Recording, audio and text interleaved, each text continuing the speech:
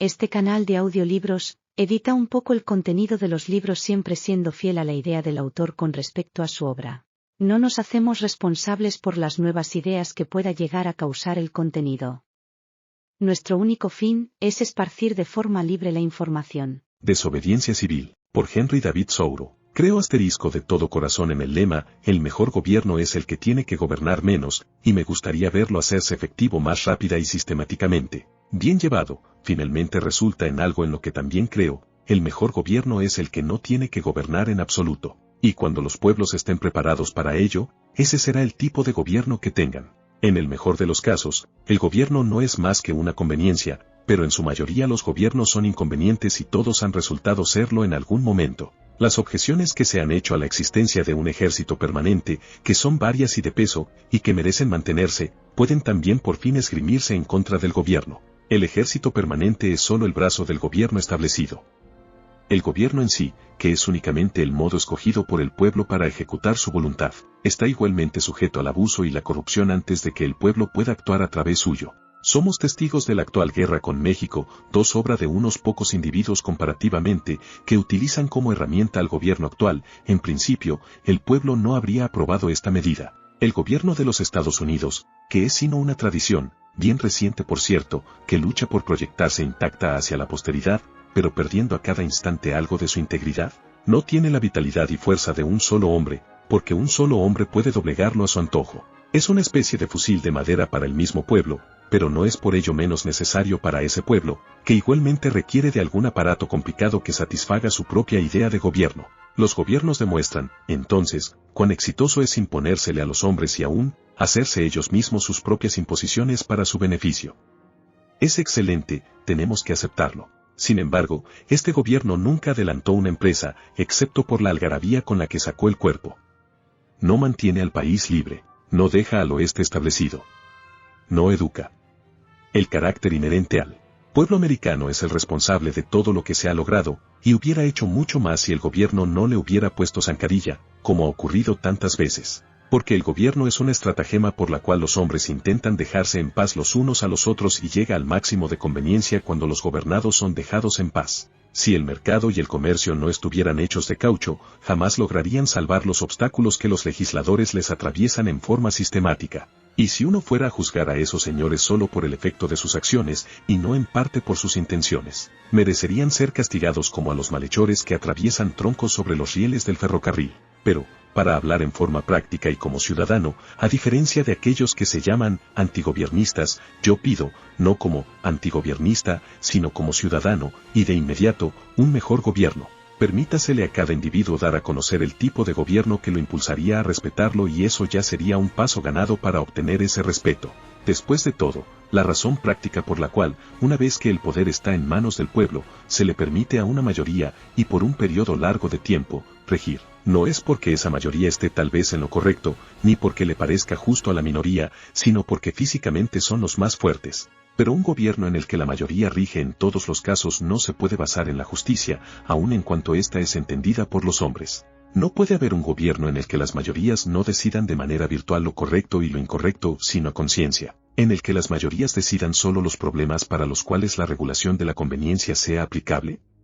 ¿Tiene el ciudadano en algún momento, o en últimas, que entregarle su conciencia al legislador, para que entonces la conciencia individual? Creo que antes que súbditos tenemos que ser hombres. No es deseable cultivar respeto por la ley más de por lo que es correcto. La única obligación a la que tengo derecho de asumir es a la de hacer siempre lo que creo correcto.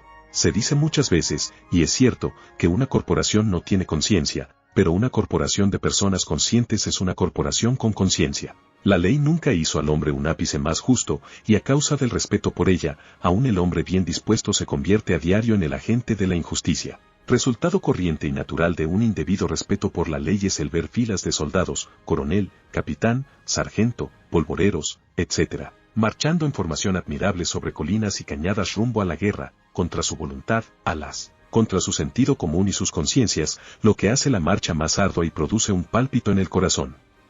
No les cabe duda de que la tarea por cumplir es infame, todos están inclinados hacia la paz. Pero, ¿qué son? ¿Son hombres acaso? o pequeños fuertes y polvorines al servicio de algún inescrupuloso que detenta el poder. Visiten un patio de la Armada y observen un marino, el hombre que el gobierno americano puede hacer, o mejor en lo que lo puede convertir con sus artes nigrománticas, una mera sombra y reminiscencia de humanidad, un desarraigado puesto de lado y firmes, y, se diría, enterrado ya bajo las armas con acompañamiento fúnebre, aunque puede ser que no se oyó ni un tambor, ni la salva de adiós escuchamos, cuando el cuerpo del héroe y su honor en la tumba en silencio enterramos. La masa de hombres sirve pues al Estado, no como hombres sino como máquinas, con sus cuerpos. Son el ejército erguido, la milicia, los carceleros, los alguaciles, posecamitates, etc. En la mayoría de los casos no hay ningún ejercicio libre en su juicio o en su sentido moral, ellos mismos se ponen a voluntad al nivel de la madera, la tierra, las piedras, y los hombres de madera pueden tal vez ser diseñados para que sirvan bien a un propósito. Tales hombres no merecen más respeto que el hombre de paja o un bulto de tierra, valen lo mismo que los caballos y los perros. Aunque aún en esta condición, por lo general son estimados como buenos ciudadanos. Otros, como la mayoría de los legisladores, los políticos, abogados, clérigos y oficinistas, sirven al Estado con la cabeza, y como rara vez hacen distinciones morales, están dispuestos, sin proponérselo, a ponerle una vela a Dios y otra al diablo. Unos pocos, como héroes, patriotas, mártires, reformadores en el gran sentido, y hombres sirven al Estado a conciencia, y en general le oponen resistencia. Casi siempre son tratados como enemigos. El hombre sabio será útil solo como hombre, y no aceptará ser arcilla o abrir un hueco para escapar del viento, sino que dejará ese oficio a sus cenizas. Soy nacido muy alto para ser convertido en propiedad, para ser segundo en el control o útil servidor e instrumento de ningún Estado soberano del mundo. El que se entrega por completo a sus congéneres les parece a ellos inútil y egoísta, pero aquel que se les entrega parcialmente es considerado benefactor y filántropo. ¿Cómo le conviene a una persona comportarse frente al gobierno americano de hoy? Le respondo que no puede, sin caer en desgracia, ser asociado con este. Yo no puedo, ni por un instante, reconocer una organización política que como gobierno mío es también gobierno de los esclavos. Todos los hombres reconocen el derecho a la revolución, es decir, el derecho a negarse a la obediencia y poner resistencia al gobierno cuando éste es tirano o su ineficiencia es mayor e insoportable. Pero muchos dicen que ese no es el caso ahora. Pero era el caso, creo, en la revolución de 1775. Si alguien viene a decirme que aquel era un mal gobierno porque grababa ciertas mercancías extranjeras que llegaban a sus puertos, seguramente no haría yo mucho caso del asunto, puesto que me basto sin ellas. Toda máquina produce una fricción, y esta probablemente no es suficiente para contrarrestar el mal.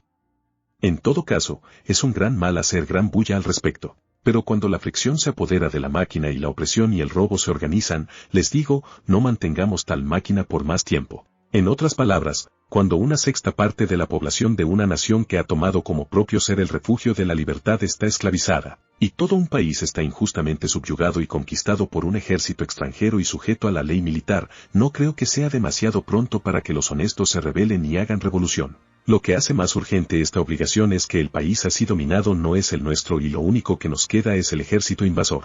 Pali, conocida autoridad con muchos otros en asuntos morales, en su capítulo sobre obligación a la obediencia al gobierno civil, resuelve toda obligación moral a la conveniencia y continúa diciendo que, en cuanto el interés de toda la sociedad lo requiera, es decir, en cuanto al gobierno establecido no se pueda oponer resistencia o cambiar sin inconveniencia pública, es la voluntad de Dios que el gobierno establecido sea obedecido, y no más. Al admitir este principio, la justicia de cada caso específico de resistencia se reduce al cómputo de la cantidad de peligro y afrenta, por un lado, y a la probabilidad y costo de remediarlo, por el otro. De esto, dice, cada persona juzgará por sí misma.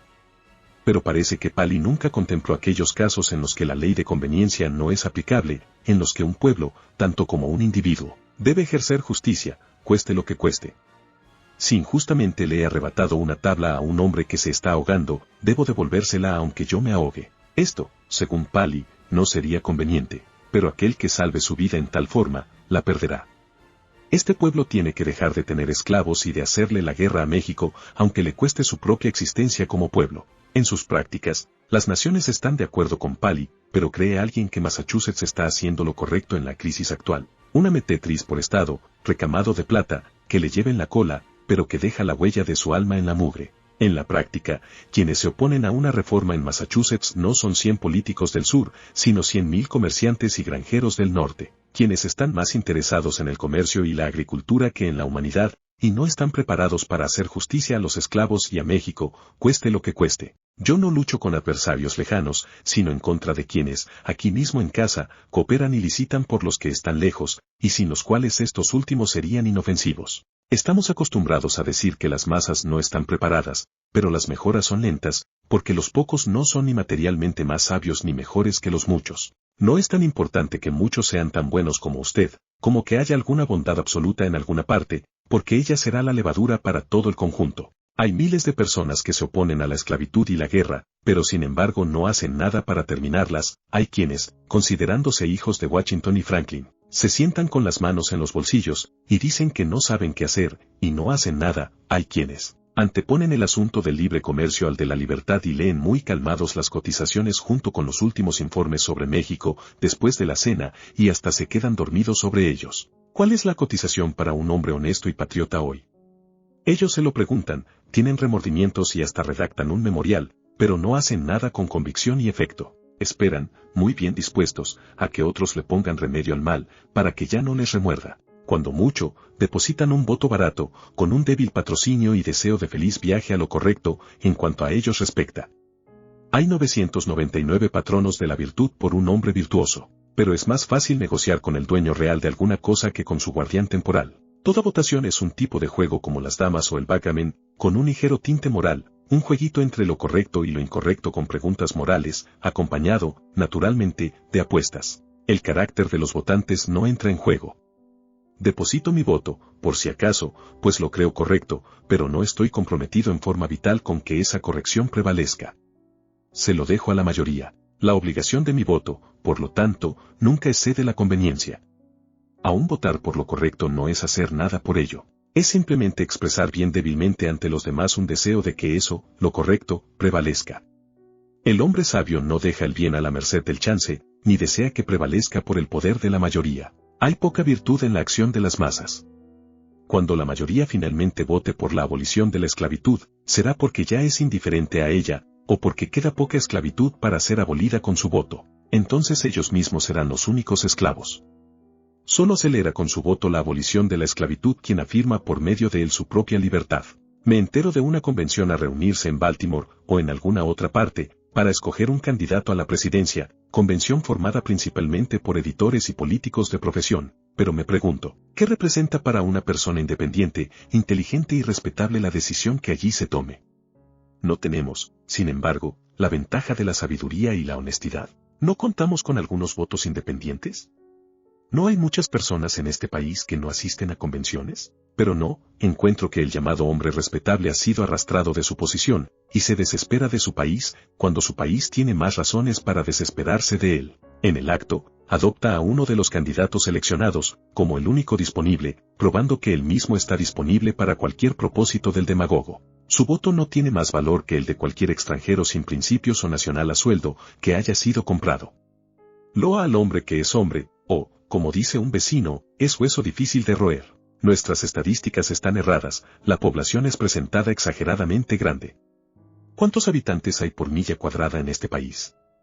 Escasamente uno. ¿Es que los Estados Unidos no ofrecen aliciente para que las gentes se establezcan aquí? El norteamericano ha degenerado en el tipo simpático, conocido por el desarrollo de su órgano de sociabilidad, por la falta manifiesta de intelecto y por una seguridad desenfadada, cuya primera y más importante preocupación al llegar a este mundo es ver que los hospicios estén en buenas condiciones y antes de que haya estrenado su atuendo viril, empieza a recolectar fondos para sostener a las viudas y huérfanos que puedan aparecer y quien, en últimas, se aventura a vivir solo de la ayuda de la Mutual de Seguros, que le ha prometido enterrarlo decentemente. De hecho, no es obligación de un individuo dedicarse a la erradicación del mal, aún del más enorme, bien puede tener otras inquietudes que lo ocupen, pero es su obligación al menos lavarse las manos de ese mal, y si no le dedica mayor pensamiento, tampoco debe darle su apoyo en la práctica. Si yo me dedico a otras empresas y contemplaciones, debo ante todo ver que no las emprenda montado sobre los hombros de otro. Debo desmontarme primero para que él pueda adelantar sus contemplaciones también. Vean qué gran inconsistencia se tolera. Les he oído decir a algunos de mis paisanos, me gustaría que me ordenaran ir a ayudar a extinguir una insurrección de esclavos o a marchar a México, ya vería si voy. Y, sin embargo, cada uno de ellos ha contribuido, directamente con su obediencia e indirectamente con su dinero, suministrando un sustituto. El soldado que rehúsa servir en una guerra injusta es aplaudido por aquellos que no rehúsan sostener al gobierno injusto que hace la guerra. Es aplaudido por aquellos cuyos actos y autoridades de gobierno no tiene en cuenta ni valora en nada, como si el Estado estuviera tan arrepentido que contratara a uno para que lo azotara mientras peca, pero no para dejar de pecar. Así, bajo el rótulo del orden y gobierno civil se nos hace a todos rendir homenaje y sostener nuestra propia maldad. Después del primer sonrojo de pecado se pasa a la indiferencia y de lo inmoral se llega a lo amoral, lo que resulta necesario para esa vida que nos hemos forjado. El error más amplio y permanente necesita de la más desinteresada virtud para sostenerse. Los nobles son quienes más comúnmente incurren en el ligero reproche que se le hace a la virtud del patriotismo. Aquellos, quienes a la vez que desaprueban el carácter y las medidas de un gobierno, le entregan su respaldo, son sin duda sus más conscientes soportes y con frecuencia el obstáculo más serio a la reforma. Algunos le están pidiendo al Estado disolver la Unión para desconocer las solicitudes del presidente 14. ¿Por qué no la disuelven ellos mismos, la unión entre ellos y el Estado, y se niegan a pagar su cuota al Tesoro? ¿No están ellos en la misma relación con el Estado que éste con la Unión? ¿Y no son las mismas razones que han impedido al Estado oponerse a la Unión las que les, humanidad, de allí que sus integrantes recibieran el mote de Odd Fellows? 14. No unión con los esclavistas era un eslogan de los abolicionistas. ¿Impiden a ellos oponerse al Estado? ¿Cómo puede una persona estar satisfecha con solo mantener una opinión y al mismo tiempo disfrutarlo? ¿Hay alguna satisfacción en ello, si su opinión es la de que está siendo agraviado? Si a usted lo engañan así sea en un solo dólar, usted no queda satisfecho con saber que lo engañaron, con decirlo, ni aún con pedir que se le restituya lo que le pertenece, sino que usted se empeña de manera efectiva en recuperar la suma completa y en ver que no se le vuelva a engañar jamás. La acción por principio, la percepción y el desarrollo de lo correcto, cambian las cosas y las relaciones, es algo esencialmente revolucionario y no concuerda con nada de lo que fue. No solo dividió estados e iglesias, divide a las familias, divide al individuo, separando en él lo diabólico de lo divino. Existen leyes injustas, debemos estar contentos de cumplirlas, trabajar para enmendarlas y obedecerlas hasta cuando lo hayamos logrado, o debemos incumplirlas desde el principio. Las personas, bajo un gobierno como el actual, creen por lo general que deben esperar hasta haber convencido a la mayoría para cambiarlas. Creen que si oponen resistencia, el remedio sería peor que la enfermedad. Pero es culpa del gobierno que el remedio sea peor que la enfermedad. Es él quien lo hace peor. ¿Por qué no está más apto para prever y hacer una reforma?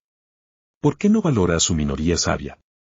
¿Por qué grita y se resiste antes de ser herido? ¿Por qué no estimula a sus ciudadanos a que analicen sus faltas y lo hagan mejor de lo que él lo haría con ellos? ¿Por qué siempre crucifica a Cristo, excomulga a Copérnico y a Lutero y declara rebeldes a Washington y a Franklin? Uno pensaría que una negación deliberada y práctica de su autoridad fue la única ofensa jamás contemplada por su gobierno, o si no, porque no ha asignado un castigo definitivo, proporcionado y apropiado. Si un hombre que no tiene propiedad se niega solo una vez a rentar 9 chelines al Estado, es puesto en prisión por un término ilimitado por ley que yo conozca, y confinado a la discreción de aquellos que lo pusieron allí, pero si le roba 90 veces 9 chelines al Estado, es pronto puesto de nuevo en libertad. Si la injusticia es parte de la fricción necesaria de la máquina del gobierno, vaya y venga, tal vez la fricción se suavice, ciertamente la máquina se desgasta. Si la injusticia tiene un resorte, una polea, un cable, una manivela exclusivamente para sí, quizá usted pueda considerar si el remedio no es peor que la enfermedad. Pero si es de tal naturaleza que le exige a usted ser el agente de injusticia para otro, entonces yo le digo, incumpla la ley. Deje que su vida sea la contrafricción que pare la máquina. Lo que tengo que hacer es ver, de cualquier forma, que yo no me presto al mal que condeno. En cuanto a adoptar las maneras que el Estado ha entregado para remediar el mal, yo no sé nada de tales maneras. Toman mucho tiempo, y la vida se habrá acabado para entonces. Tengo otras cosas que hacer. Yo vine a este mundo no propiamente a convertirlo en un buen sitio para vivir, sino a vivir en él, ya sea bueno o malo. Una persona no tiene que hacerlo todo, sino algo, y puesto que no puede hacerlo todo, no es necesario que ande haciendo peticiones al gobernador o al legislador más de lo que ellos me las tienen que hacer a mí. Y si ellos no oyen mi petición, ¿qué tengo que hacer? En este caso el Estado no tiene respuesta, su propia constitución es el mal. Esto puede parecer fuerte, terco y no conciliatorio, pero es tratar con la mayor amabilidad y consideración al único espíritu que puede agradecerlo o merecerlo. Así que todo es cambio para mejorar, como el nacimiento y la muerte, que convulsionan el cuerpo. No dudo en afirmar que aquellos que se llaman abolicionistas deberían retirar inmediatamente su apoyo personal y económico al gobierno de Massachusetts, y no esperar a constituir una mayoría de uno que les otorgue el derecho de prevalecer.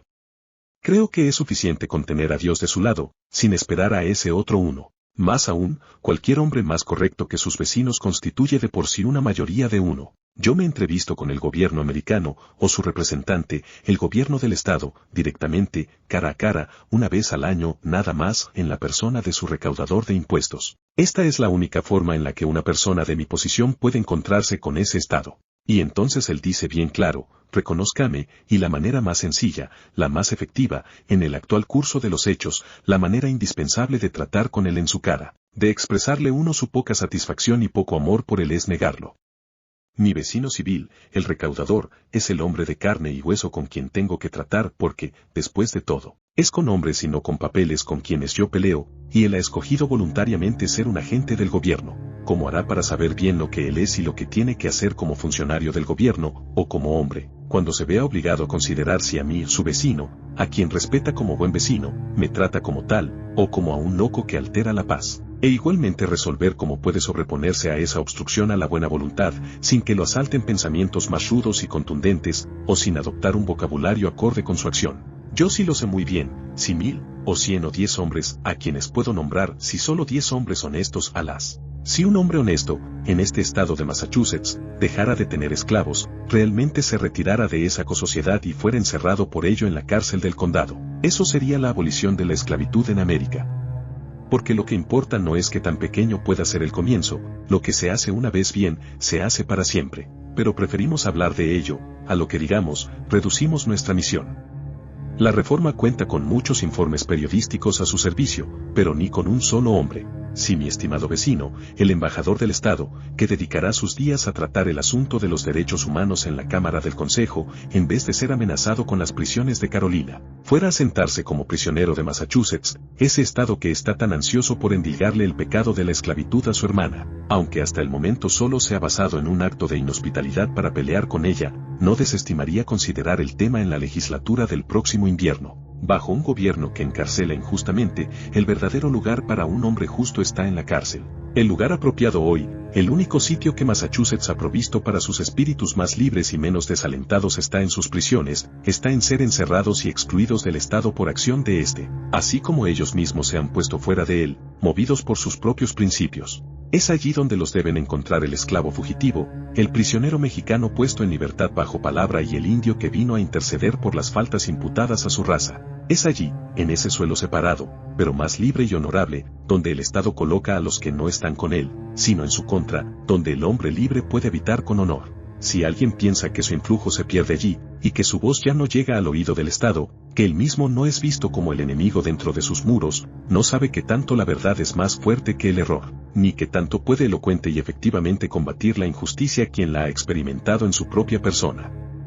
Deposite su voto completo, no solo una tira de papel, sino todo su influjo. Una minoría es impotente, ni siquiera es una minoría, mientras se amolde a las mayorías, pero se vuelve insostenible cuando obstaculiza con todo su peso. Si la alternativa es mantener a todos los justos presos o renunciar a la esclavitud y la guerra, el Estado no dudará en escoger. Si 1000 ciudadanos no pagaran sus impuestos este año, esa no sería una medida violenta y sangrienta, como si lo sería pagarlos, habilitando al Estado para que ejerza violencia y derrame sangre inocente. Esta es, de hecho, la definición de una revolución pacífica, si es que tal revolución es posible. Si el recaudador, o cualquier otro funcionario, como ya ha sucedido, me pregunta, ¿y entonces qué hago? Mi respuesta es, si usted de verdad quiere hacer algo, renuncie al puesto. Cuando el súbdito se ha negado a someterse y el funcionario renuncia a su cargo, la revolución se ha logrado. ¿Y no hay también derramamiento de sangre cuando se hiere la conciencia? Por esta sangre brotan la hombría y la inmortalidad de un ser humano y esa sangre fluye hacia una muerte eterna. Veo esa sangre fluyendo ahora. Hasta ahora, he considerado el encarcelamiento del transgresor más que la confiscación de sus bienes, aunque ambos sirven el mismo propósito, porque aquellos que se sostienen en la corrección más pura, y en consecuencia son más peligrosos para el Estado corrupto, generalmente no han dedicado mucho tiempo a acumular propiedades. A ellos, el Estado comparativamente les presta poco servicio, y un pequeño impuesto es costumbre que parezca exorbitante, particularmente si se les obliga a pagarlo con trabajo de sus propias manos. Si hubiese alguien que viviera completamente sin el uso del dinero, el Estado mismo dudaría en exigírselo. Pero el rico, sin hacer comparaciones odiosas, está siempre vendido a la institución que lo hace rico. En estricto sentido, a más dinero menos virtud, porque el dinero se interpone entre la persona y sus objetivos y los obtiene para él. Ciertamente, no fue gran virtud obtenerlo. El dinero pone de lado muchas preguntas que de otra manera la persona se vería obligada a responder, mientras que la nueva pregunta es difícil pero superflua, ¿cómo gastarlo? Así, le han quitado a la persona su piso moral. Las oportunidades de vivir se disminuyen en proporción al aumento de los llamados medios de subsistencia. Lo mejor que una persona puede hacer por su cultura cuando es rica, es realizar los esquemas que se propuso cuando era pobre. Cristo respondía a los súbditos de Herodes según su condición: mostradme vuestro dinero del tributo, les decía, y uno sacó un centavo del bolsillo. Si usáis dinero acuñado con la imagen del César, y que él ha hecho corriente y valioso, es decir, sois un hombre del Estado y disfrutáis a gusto de las ventajas del gobierno del César, entonces retribuid con algo de lo que le pertenece cuando él os lo pide. Dad al César lo que es del César y a Dios lo que es de Dios, y no los dejaba más sabios en cuanto cuál era para cuál, porque ellos no querían saber. Cuando yo converso con el más libre de mis vecinos, me doy cuenta de que cualquier cosa que mi interlocutor diga sobre la magnitud y seriedad de un asunto, lo mismo que su preocupación por la tranquilidad pública, me la presenta sujeta a la protección del gobierno vigente y más bien se espanta de las consecuencias que la desobediencia les pueda acarrear a su propiedad y a sus familias.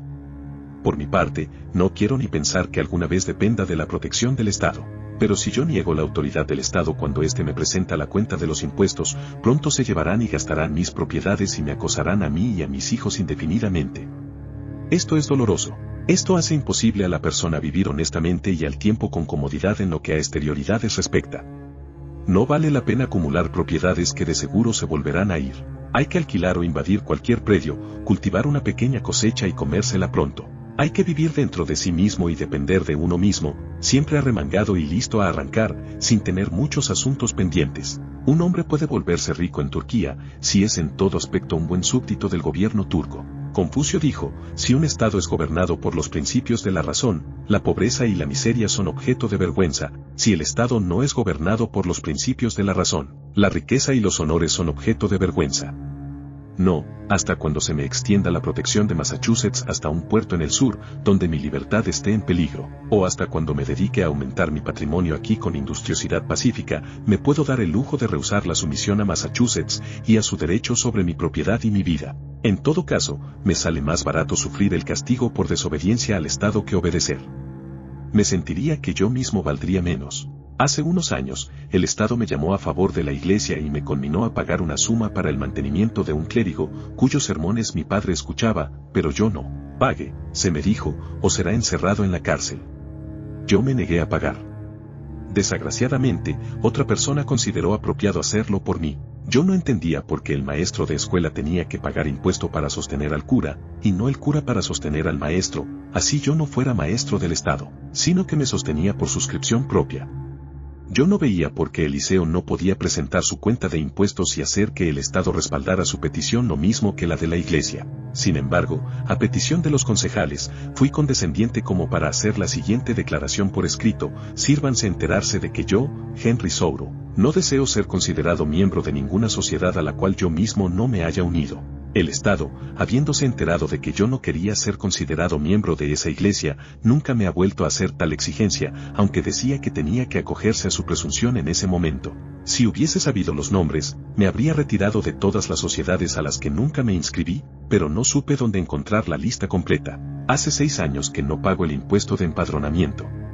Me apresaron una vez por eso, por una noche. Y mientras meditaba sobre el grosor de los muros de piedra, de 2 o 3 pies de ancho, de la puerta de madera y hierro de 1 pie de espesor, y de las rejas de hierro por las que se colaba la luz, no pude evitar aterrarme de la tontería de aquella institución que me trataba como si yo no fuera más sino carne, sangre y huesos que encerrar. Concluí finalmente que esta era la mayor utilidad que el Estado podía sacar de mí y que nunca pensó en beneficiarse de alguna manera con mis servicios. Pensé que si había un muro de piedra entre mis conciudadanos y yo, había uno mucho más difícil de trepar o atravesar antes de que ellos pudieran llegar a ser tan libres como yo. Nunca me sentí encerrado, y los muros semejaban un gran desperdicio de piedra y argamasa. Sentí que yo era el único de mis conciudadanos que había pagado el impuesto. Ciertamente no sabían cómo tratarme, pero se comportaban como tipos maleducados. En cada amenaza y en cada lisonja se pifiaban, porque creían que lo que yo más quería era estar del otro lado del muro.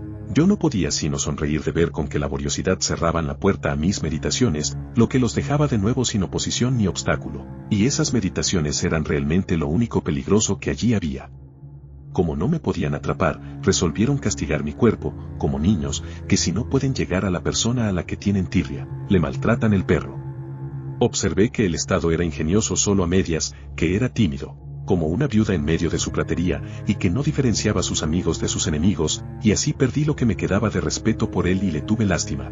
El Estado, pues, nunca confronta a conciencia la razón de una persona, intelectual o moralmente, sino solo su cuerpo, sus sentidos. No está equipado con un ingenio superior o una honestidad superior, sino con fuerza superior. Yo no nací para ser forzado.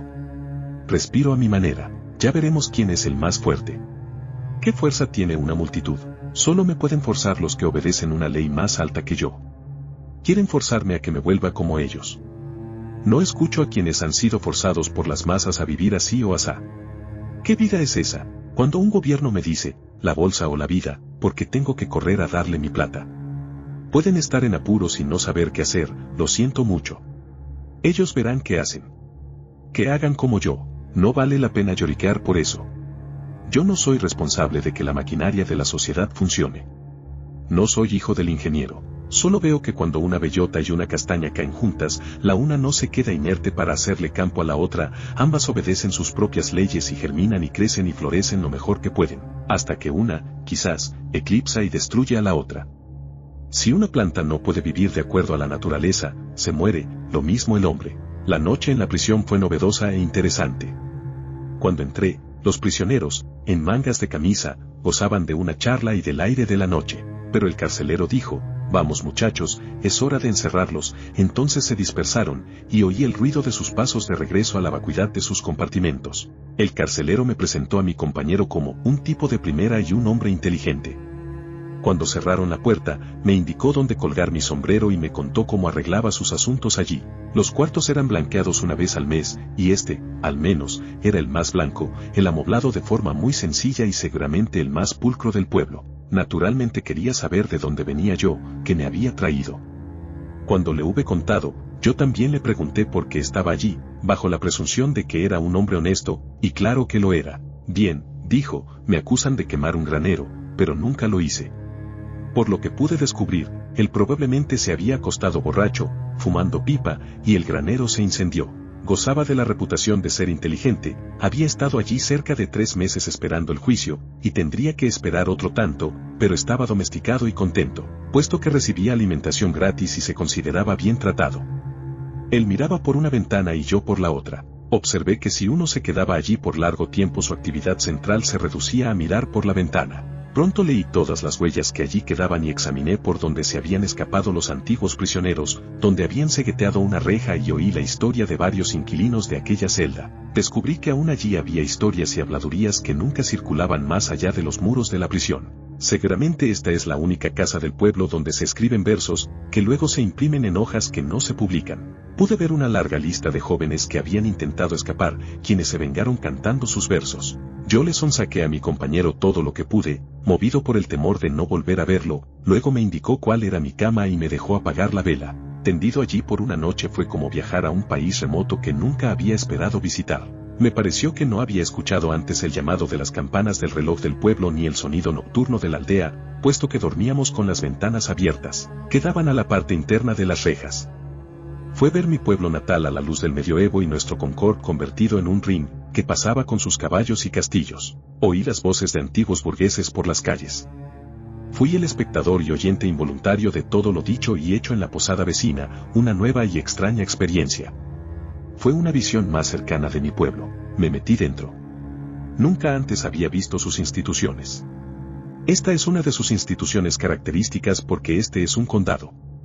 Empecé a comprender lo que son sus habitantes. Por la mañana, nos pasaron el desayuno por un hueco de la puerta por donde cabían jarros de lata y una cuchara metálica. Cuando vinieron por los platos, fui tan bisoño como para devolver el pan que había dejado, pero mi camarada lo agarró y dijo que debía reservarlo para el almuerzo o la comida.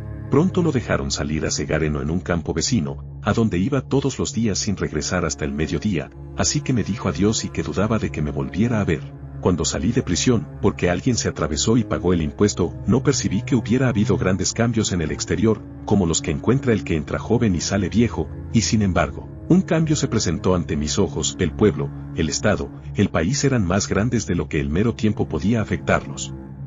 Vi más claro el estado en el que vivía. Vi hasta qué punto se podía tener como buenos amigos y vecinos a las personas entre quienes había vivido. Su amistad era ante todo para los buenos tiempos. Vi que básicamente no se proponían hacer el bien, que eran de otra raza distinta a la mía por sus prejuicios y supersticiones, como los chinos y los malayos, que en sus sacrificios por la humanidad no se arriesgan ni siquiera en sus propiedades. Vi que, después de todo, no eran tan nobles, sino que trataban al ladrón como éste los había tratado, y confiaban que por cierto cumplimiento externo y algunas oraciones, y por seguir una senda particularmente derecha e inútil salvarían sus almas. Puede que esto sea juzgarlos un tanto duro, pero muchos de ellos ni siquiera son conscientes de que en su pueblo exista una institución como la cárcel. Una antigua costumbre del pueblo, cuando el deudor pobre salía de la cárcel, era ir a saludarlo, mirándolo por entre los dedos, que representaban los barrotes de la cárcel. ¿Cómo le va? Mis vecinos no me dieron ese saludo, solo me miraban y luego se miraban, como si yo hubiera vuelto de un largo viaje. A mí me tomaron prisionero mientras iba donde el zapatero a recoger un zapato remontado. Cuando me soltaron por la mañana procedí a terminar el mandado y después de ponerme el zapato me uní a un grupo de recogedores de arándano que se mostraron impacientes por ponerse bajo mi conducción. El caballo pronto fue bien cargado y en media hora estuvimos en medio de un campo de arándanos en lo alto de una colina, a 2 millas de distancia, y el estado ya no se veía por ninguna parte. Esta es la historia completa de mis prisiones. Nunca me he negado a pagar el impuesto de rodamiento, porque quiero ser tan buen vecino como mal súbdito, y en cuanto a subvencionar escuelas, aquí estoy dando mi contribución para educar a mis compatriotas. No es por un punto en especial de la cuenta de impuestos que me niego a pagarla. Simplemente deseo rehusar la sumisión al Estado, retirarme y permanecer retirado de manera efectiva. No me interesa seguirle la pista a mi dólar, si puedo, hasta que ese dólar le compre un rifle a un hombre para que le dispare a otro. El dólar es inocente, pero sí me interesa seguirle la pista a los efectos de mi sumisión. De hecho, le declaro la guerra al Estado, a mi manera, aunque lo utilice y me aproveche de él en cuanto pueda, como es usual en tales casos. Si otros, por simpatía con el Estado, pagan el impuesto que a mí me piden, hacen lo mismo que cuando pagaron el suyo, es decir, apoyan la injusticia más de lo que el Estado les exige. Si pagan el impuesto por una solidaridad equivocada con la persona a la que se le ha cobrado, para salvarle sus propiedades o evitarle que termine en la cárcel, es porque no han medido con inteligencia hasta dónde dejan interferir sus sentimientos personales con el bien público. Esta es mi posición en el momento. Pero uno no puede estar demasiado a la defensiva en este caso, no sea que sus acciones se parcialicen por la obstinación o la demasiada preocupación por la opinión de los demás. Hay que dejar a cada quien hacer solo lo que le pertenece a él y a su momento. A veces me digo, bueno, esta gente es bien intencionada, solo son ignorantes, obrarían mejor si supieran cómo. ¿Por qué poner a los vecinos en la dificultad de tratarlo a uno en una forma en que no están inclinados a hacerlo? Pero recapacito, esa no es razón para que yo actúe como ellos o permita que otros sufran un dolor mayor y diferente. Y luego, vuelvo y me digo, cuando millones de hombres, sin agresividad, sin mala intención, sin sentimientos personales de ningún tipo, piden solo unas monedas, sin la posibilidad, tal es su manera de ser, de retractarse o alterar su exigencia, y sin la posibilidad, por parte de quien recibe la petición, de apelar a otros millones de personas, porque exponerse a esta fuerza bruta sobrecogedora. No nos oponemos al frío y al hambre, a los vientos y a las olas con tanta obstinación. Nos entregamos sumisos a 1000 necesidades similares.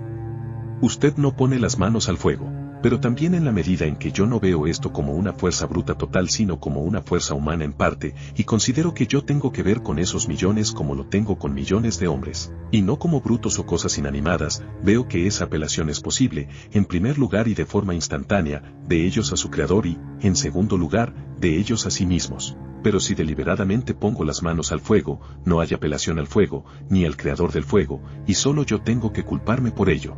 Si pudiera convencerme de que tengo algún derecho a estar satisfecho con los hombres como son, y tratarlos de acuerdo a eso, y no según mis expectativas y exigencias de lo que ellos y yo debemos ser, entonces, como un musulmán y fatalista, trabajaría por conformarme con las cosas tal y como están, y con decir que eso es la voluntad de Dios. Y, sobre todo, está la diferencia entre oponerse a esto o a una fuerza bruta y natural, y es que yo puedo oponerme a esto con algún efecto, pero no puedo esperar como Orfeo cambiar la naturaleza de las rocas, los árboles o las bestias. No deseo pelear con ningún hombre o nación. No quiero pararme en pelos, hacer diferencias sutiles o creerme mejor que los demás. Hasta busco, podría decir, casi una excusa para ajustarme a las leyes de la tierra. Estoy más que listo para amoldarme a ellas. Ciertamente tengo razones para catalogarme de este modo, y cada año, cuando el recaudador llega, estoy dispuesto a revisar las actas y la posición de los gobiernos nacional y federal, y el espíritu de la gente para aceptar el conformismo. Tenemos que querer a nuestro país como a nuestros padres. Debemos respetar los efectos y enseñar al alma asuntos de conciencia y religión, y no el deseo de dominio o beneficio.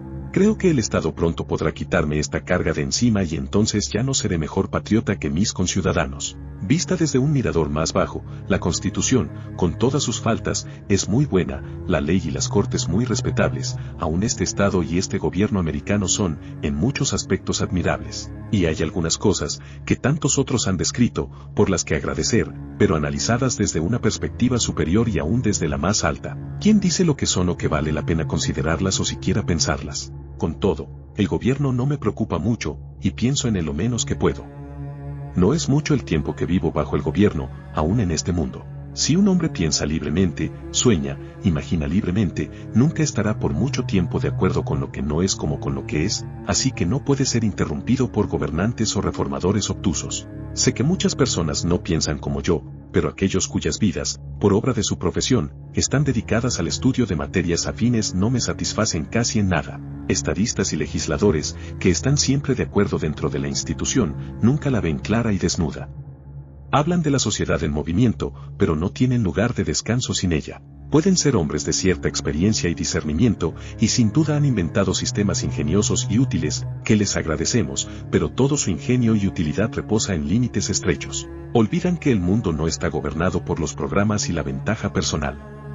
Webster nunca se le enfrenta al gobierno, así que no puede hablar de él con autoridad.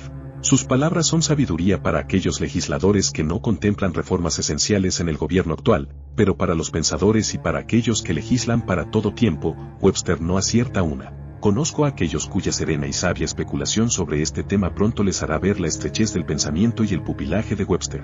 Con todo, comparado con los ordinarios alcances de muchos reformadores, y la aún más ordinaria sabiduría y elocuencia de los políticos en general, las de Webster son las casi únicas palabras razonables y valiosas, y le agradecemos al cielo por él. Comparativamente, es siempre fuerte, original y sobre todo, práctico. Sin embargo, su cualidad no es la sabiduría sino la prudencia. La verdad de los abogados no es la verdad, sino la consistencia o una conveniencia consistente. La verdad está siempre en armonía consigo misma y no está interesada en revelar la justicia que pueda concordar con el mal obrar. Webster merece ser llamado, como lo ha sido, el defensor de la Constitución. No se le pueden dar otros golpes distintos a los defensivos. No es un líder sino un seguidor. Sus líderes son los hombres de 1787. Yo nunca he hecho un esfuerzo, dice, y nunca propongo hacer un esfuerzo. Nunca he apoyado un esfuerzo y no tengo intención de apoyarlo para interferir el acuerdo inicial por el cual los diversos estados formaron la Unión. Y respecto de la aprobación que la Constitución otorgó a la esclavitud, puesto que era parte del paquete inicial, déjenla ahí. A pesar de su agudeza y capacidad, Webster es incapaz de aislar un hecho de sus meras relaciones políticas, y verlo como se le presenta al intelecto, por ejemplo, que incumbe a un hombre hacer aquí en América hoy respecto de la esclavitud, sino que se aventura, o es llevado a dar una respuesta desesperada a lo siguiente, pretendiendo hablar de forma absoluta y como individuo particular, de lo cual que nuevo y singular se puede sacar a favor de la obligación social. La forma, dice, como los gobiernos de los estados donde existe la esclavitud la regulen, está a su propia consideración, bajo la responsabilidad de sus constituyentes, según las leyes generales de la propiedad, humanidad y justicia y según Dios. Las asociaciones formadas en otra parte, salidas de sentimientos humanitarios, o por cualquier otra causa, no tienen nada que ver con ello. Nunca han recibido motivación de parte mía, y nunca la tendrán. Estos apartes han sido insertados, puesto que la conferencia fue leída. HDT. Aquellos que no conocen una fuente más pura de verdad, que no han buscado el manantial más arriba, se apoyan, y lo hacen sabiamente, en la Biblia y en la Constitución, y beben de ellas con reverencia y humanidad, pero aquellos que observan de donde esa verdad vierte gota a este lago o a aquel estanque se amarran los calzones y siguen su peregrinaje hacia el nacedero. No ha aparecido en América el genio legislador. Son raros en la historia del mundo. Hay oradores, políticos, y hombres elocuentes por miles, pero aún no ha abierto la boca el que tiene que formular las preguntas más molestas. Nos gusta la elocuencia en sí misma y no por la verdad que contenga o por cualquier acto heroico que inspire. Nuestros legisladores no han aprendido todavía el valor comparativo del libre cambio y la libertad, la unión y la rectitud hacia la nación. No tienen genio ni talento para hacerse preguntas humildes sobre impuestos y finanzas, comercio, manufactura y agricultura. Si se nos dejara solo a la ingeniosa oratoria de nuestros legisladores del Congreso para guiarnos, sin la corrección de la experiencia niveladora y las quejas efectivas del pueblo, América no podría mantener su rango entre las naciones. 1800 años, aunque quizás yo no tenga derecho a decirlo, lleva escrito el Nuevo Testamento, y sin embargo, ¿dónde está el legislador que tiene la sabiduría y el talento práctico para valerse de la luz que aquel irradia sobre la ciencia de la legislación? La autoridad del gobierno, porque yo gustosamente obedeceré a aquellos que pueden actuar mejor que yo, y en muchas cosas hasta a aquellos que ni saben ni pueden actuar tan bien, es una autoridad impura, porque para ser estrictamente justa tiene que ser aprobada por el gobernado. No puede tener derecho absoluto sobre mi persona y propiedad sino en cuanto yo se lo conceda. El paso de la monarquía absoluta a una limitada, de la monarquía limitada a la democracia, es el progreso hacia el verdadero respeto al individuo. Hasta el filósofo chino fue lo suficientemente sabio para ver en el individuo la base del imperio. ¿Es la democracia que conocemos la última mejora posible de gobierno? ¿No es posible adelantar un paso en el reconocimiento y la organización de los derechos del hombre?